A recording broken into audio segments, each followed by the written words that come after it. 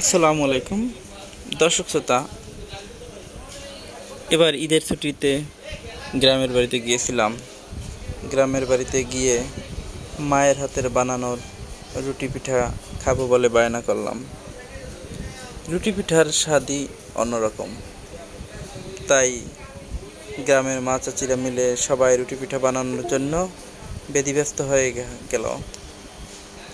আমরা সবাই রুটি খাবো বলে দুটা হাঁসের ব্যবস্থা করলাম। এই হাঁস দিয়ে আমরা রুটি পিঠা খাবো। গ্রামের রুটি পিঠা অত্যন্ত লোভনীয়, আপনারা দেখলে খেতে ইচ্ছে করবে। প্রথমেই বাজার থেকে গুঁড়ি করে নিয়ে আসলাম। এই গুঁড়ি থেকে অত্যন্ত যত্ন সহকারে সবাই মিলে পিঠা বানানোর ধুম পড়ে গেল। আমরা সবাই পিঠা খাবো বলে একত্র হয়েছি। অন্যদিকে কেউ খুব যত্ন করে পিঠা বানাচ্ছে, কেউ পিঠা ভাজছে, আবার কেউ বা অন্যান্য কাজে ব্যস্ত।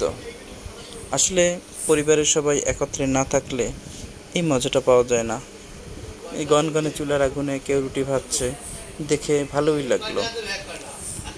গ্রামের কাঠের চুলায় রুটি পিঠা খুবই ভালো লাগে। এই হাঁসের মাংস এক চুলায় হচ্ছে, অন্য চুলায় পিঠা ভাজা হচ্ছে। কি চমৎকার দৃশ্য, দেখেই মন ভরে যায়।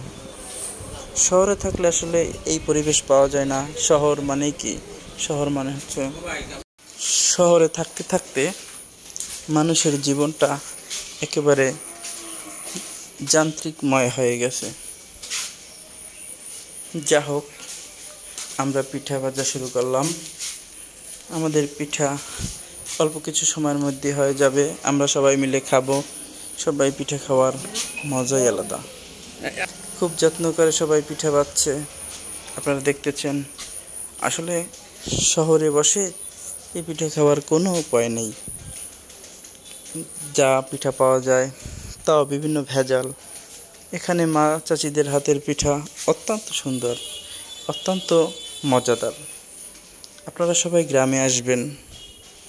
গ্রামে এসে আপনাদের মা চাচিদের হাতের পিঠা খাবেন, আপনাদেরও ভালো লাগবে। আসলে গ্রাম্য পিঠা এগুলো এখন প্রায় উঠে গেছে। গ্রাম্য পিঠা আমাদের যেরকমের পুরনো ঐতিহ্য বহন করে, তেমনি আমাদের পুরনো সংস্কৃতিকে মনে করিয়ে দেয়। তাই আপনাদের কাছে অনুরোধ, গ্রামে আসুন, গ্রামকে ভালোবাসুন।